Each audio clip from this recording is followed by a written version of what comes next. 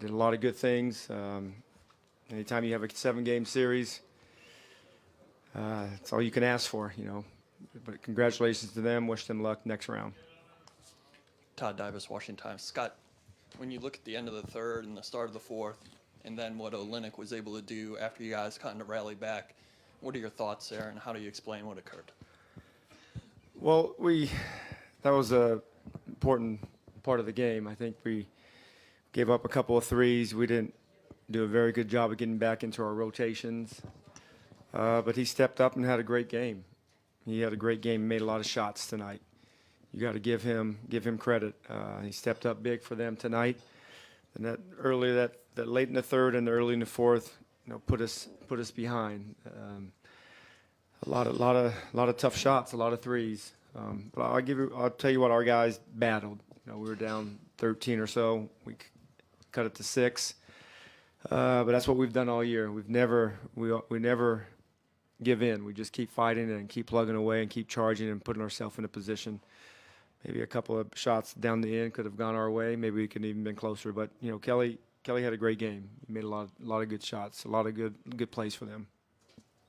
Scott, Bill Doyle, Worcester Telegram. Obviously, Kelly had a good game, but you guys held Isaiah in check for a while, and then he got going late in the third. Can you just talk about the way he kind of took over for a while? Yeah, we lost a little bit of connection on him.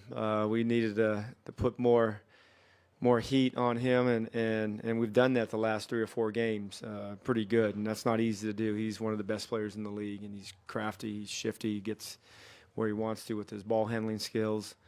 But yeah, he got loose, but he made some tough shots. But he's done that all year. That's who he is, and he makes big shots. That guy's he's a big-time winner. Now that the series is over, is there any one thing that you would point to as to why you didn't come out with a win, and if you can even fast forward to what's coming for you guys at this point? What are you looking at, and what do you think you need to do to kind of get over this second-round hump?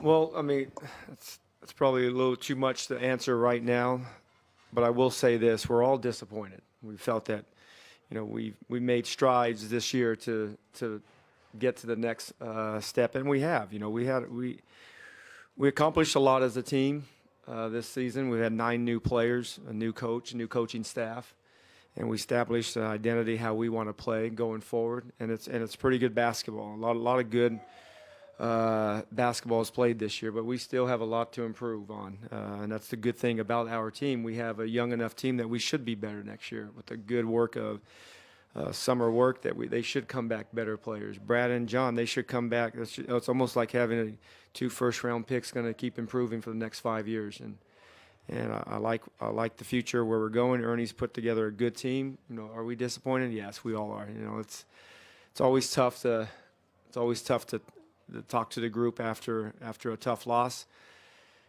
There's 29 teams will be disappointed, and you know, we made it to the last 5. A couple of things here and there. Maybe we could have won the series, but give them credit. They played well. They had a lot of good games throughout the series, as well as we did. They had one more game more than us. Scott in the back. Around the 8:52 mark of the first quarter, you called for a very quick timeout. It was 8-2. I'm just wondering, what were you sensing at that moment, and what was your message in that huddle?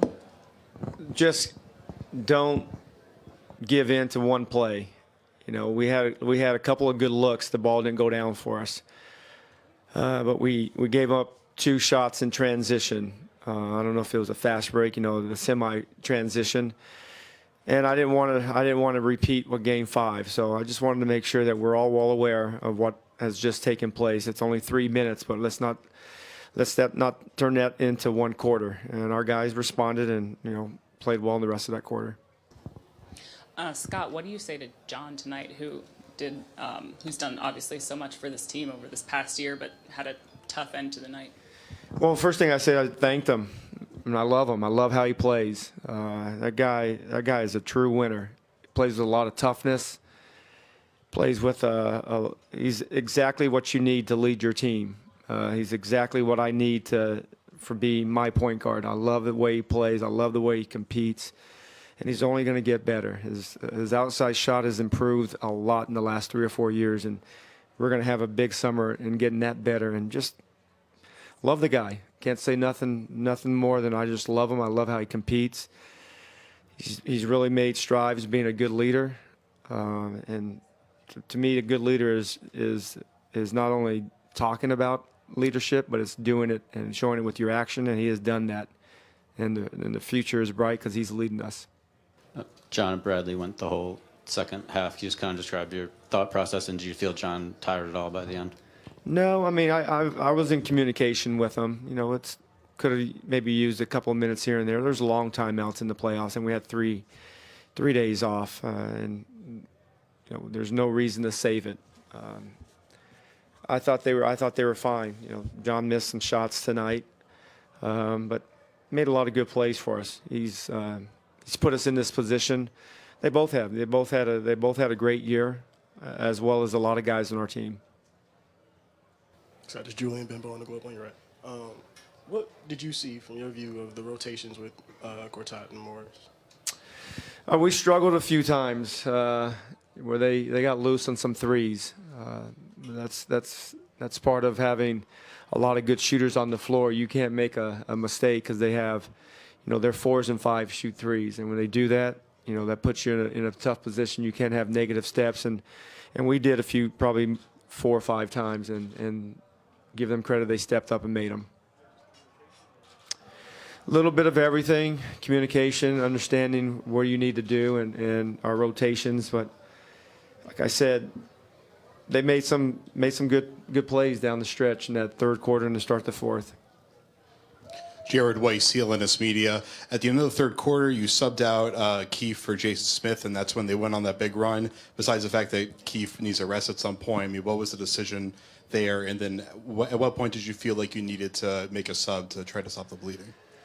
Well, you answered the question. He needed a sub. You know, I knew that we were going to have to play heavy minutes, and I know Keefe, he needed a sub. At that time, he was probably in the mid to or low to mid 30s, and I knew he needed a few minutes. I just needed a 2 or 3 minute breather for him, and it was everybody's. We're all in this together. It's not one guy coming in and they're hitting threes. We all have to do our job to stop a good team like Boston. Scott, but were you expecting to shorten the rotation this much? Kelly Oubre only got in second in the second quarter. Yeah, I was definitely going to shorten the rotation, go with guys I felt that was going to give us the best chance to keep this game within reach. I knew it was gonna come down to the last 6 minutes of the game, and they got that little run in that third and to start the fourth. I thought throughout the game we played solid. We had a chance to go up 6 or 7, and then I think we had a couple of bad possessions down low, and then we turned it over, a couple of our outlet passes. But Kelly Oubre is going to have a bright future. Just turned 21. He has a lot of growth that will take place this summer. One thing I love about Kelly, he works, puts a lot of time in the gym, and he's going to come back a better player. Scott, you had talked a lot this series about wanting to get Bradley Beal better looks, and he was able to do that tonight. What was the difference there? Well, he does a good job of setting himself up and getting open. He's a handful like he had tonight. Last 2 games, 37 and 38, and they do a good job of being physical on him. He's really. That's one of the things I really noticed this season. He's not allowing guys to hold him as much as he did early in the season, and that is growth right there. And even going into next season, he keeps moving. When he moves, and his shot is, he has a flawless jumper, and his ability to attack the floor and attack the basket is only going to get better. But I love coaching him. I love him. He just, like I said, he just turned 23. His 5th year, and he has another decade of a lot of good basketball. Hopefully, I won't mess him up. All right, you guys have a good night. Enjoyed it.